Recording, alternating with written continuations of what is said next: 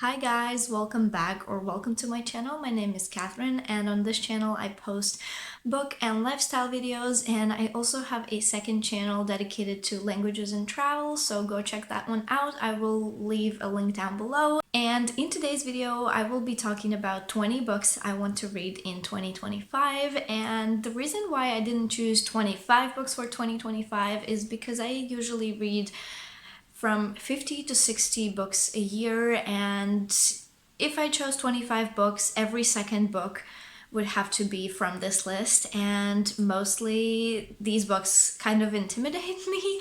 But yeah, I guess without further ado, let's get started. I have books from my physical TBR here, as well as books from my ebook TBR. So yeah, let's get started. And the first book is the one that intimidates me the most, but it's also going to be the number one reading project of 2025, and that is War and Peace by Leo Tolstoy. This is volumes 1 and 2, and I also have volumes 3 and 4. So this is a story of Russian war with Napoleon, and obviously we have war and we have peace times, and there's gonna be love drama, and I've heard nothing but great things about this book, and a lot of people hate the war descriptions, and I might skim through them, but I don't want that. I really want to focus on this book and take notes on this book and highlight stuff and just really learn more about this book, because this is one of the main classical works in Russian literature. Book number 2 is The Hunchback of Paris by Victor Hugo. I have never read anything by Victor Hugo, but I've heard great things about it, besides the descriptions of Paris and the Notre Dame of Paris. If you've been following news, you know that Notre Dame de Paris has been reopened after restoration, and it's now open to visitors. And I have been to Notre Dame de Paris in 2012, and then last year, well, this year in May, I visited Paris with my aunt, and we obviously couldn't go inside because it was still being rebuilt. And now I'm dying to get to Paris, but I would love that to happen when I read this book. And yeah, so this is about our main character, Hunchback, and he works in Notre Dame, and it's like his battle with life, and his boss is not very nice to him, obviously, and he falls in love with Esmeralda, and hopefully it's a beautiful story, and I have a very beautiful edition, so I am really excited to read this. So just look at this, it's so beautiful. Look at this. Also, I don't know if there's any illustrations inside the book. I don't think so. So, yeah, I'm excited to read this book. The next one is with a very interesting title, and that is The Wild Ass's Skin by Honoré de Balzac. And this is about this guy who basically makes a deal with devil, and yeah, it sounds really interesting. It's not too long. It's only 300 pages, so hopefully I can get to this because it's very interesting. I really enjoyed The Picture of Dorian Gray by Oscar Wilde, and a lot of people have said that this one is kind of similar to that. It's like similar topics, so yeah, I'm excited to get to that one. The next book in this list is And Then There Were None by Agatha Christie. Originally I had 2 books by Agatha Christie on this list, but then I changed into the previous book, and I decided that And Then There Were None is the number 1 book by Agatha Christie that I need to read next year. This book is about 10 boys that are stranded on a private island, and they start to die one after another, and it's gonna be interesting. I love Agatha Christie, so I'm dying to read this one. The next one is Anne from Green Gables by Lucy M. Montgomery, and I just absolutely love this cover. It just screams spring to me, and I think I'm gonna be reading this in May when everything outside is blooming. It would be amazing. And this is a story about Anne, who is an orphan, and she is sent to Prince Edward Island to live with this sister and her brother on a farm, and so I suppose her adventures begin there. And I just love this little girl and the dog on the cover as well, and yeah, if I like this book, I will continue on with the series, but yeah, we will see how I like it. But I definitely want to read this. The next one is Dracula by Bram Stoker. So I really wanted to read this one in October, but I couldn't.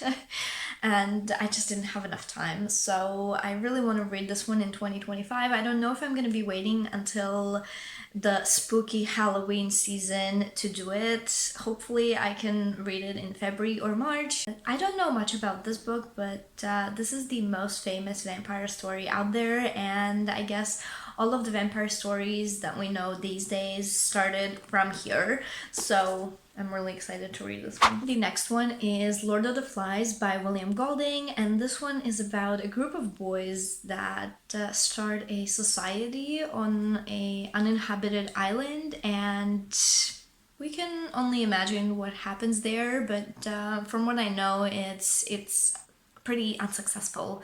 So yeah, I would love to read this one. I bought this one in September, I think, so I would love to get to this really soon. I've been dying to get to it, but I just didn't have time and didn't make it a priority, so 2025, this is happening. And the final book that I have on my physical TBR from this list is The Financier by Theodore Dreiser, and don't worry, this is not the book. This is actually the entire trilogy, Financier, Titan, and Stoic, but I'm only planning to read Financier this year. If I love it, I will continue on, obviously, but for the sake of this video, I'm only choosing Financier, and this book is really heavy, but yeah, basically this is a story of our main character, Frank Cowperwood, and he's a broker, and this is a story of him climbing the ladder of society, and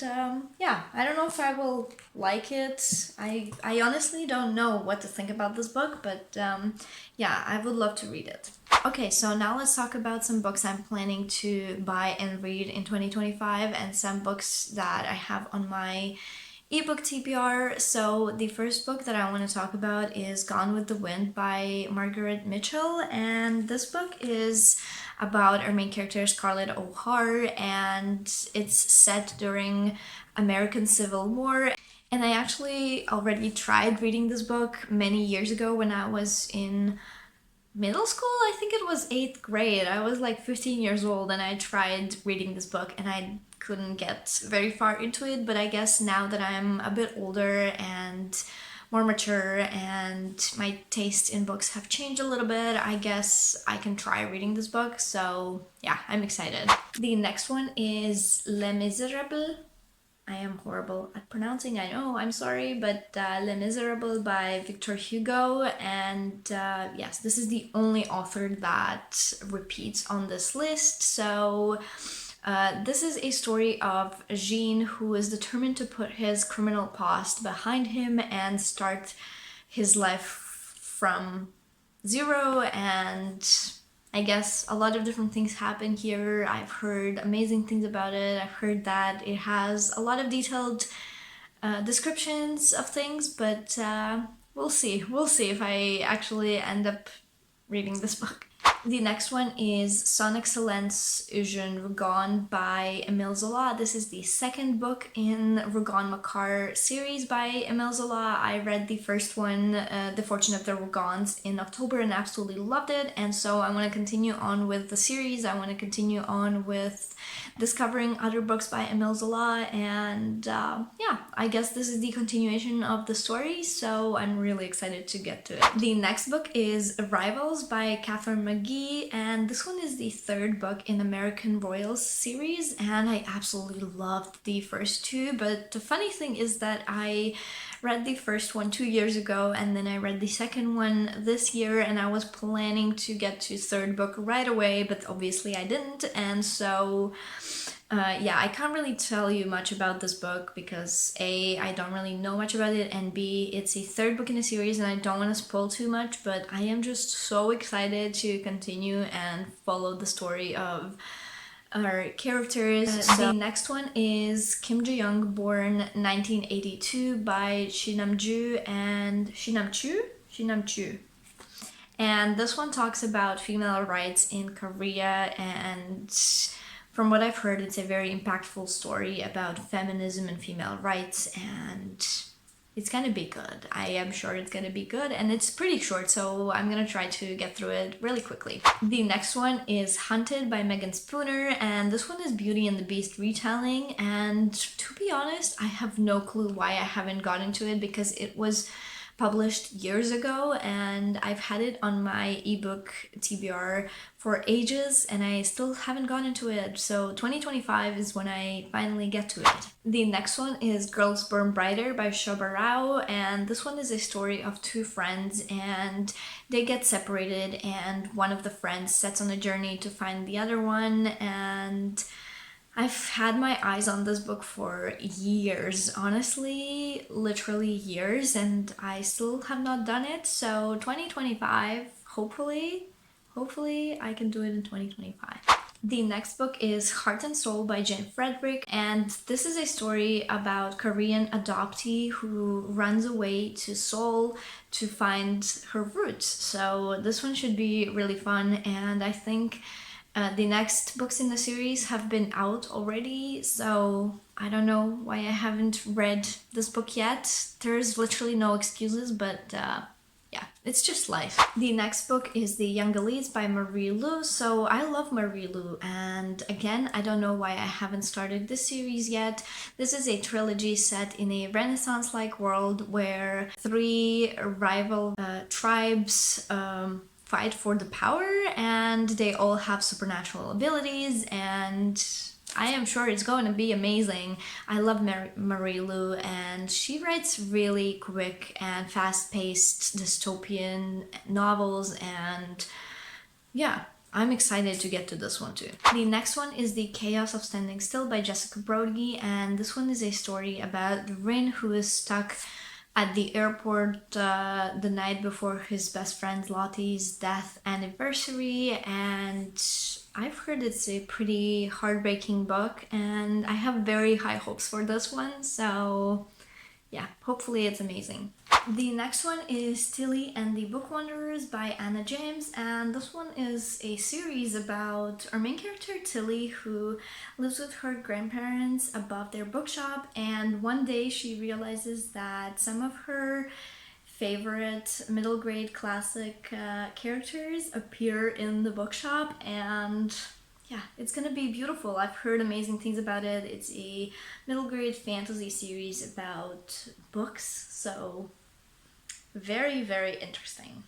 And then the last one is The Tattooist of Auschwitz by Heather Morris, and I actually own this book, but it's at my parents' house because my dad is currently reading it, and this one is going to be heartbreaking because earlier this year I visited Auschwitz on a tour, and I am so ready to cry over this book. And basically this is a story of this person who is assigned to be the tattooist of Auschwitz. So if you didn't know, every person who got to Auschwitz, they had to be tattooed, and they had a number, their number tattooed on their hand, and yeah, it's heartbreaking and it's going to be beautiful. My mom has read this book and she said it was very tough read, but it was worth it. So yeah, I'm hoping to get to it, and it's not very long, so hopefully I can get to it very soon,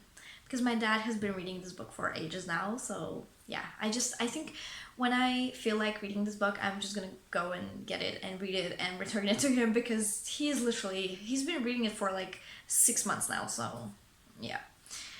So there you have it. Those are the books that I really want to read in 2025. So comment down below if you've read any of these books and which books I should read first. And don't forget to subscribe and like this video, and I will see you very soon. Bye!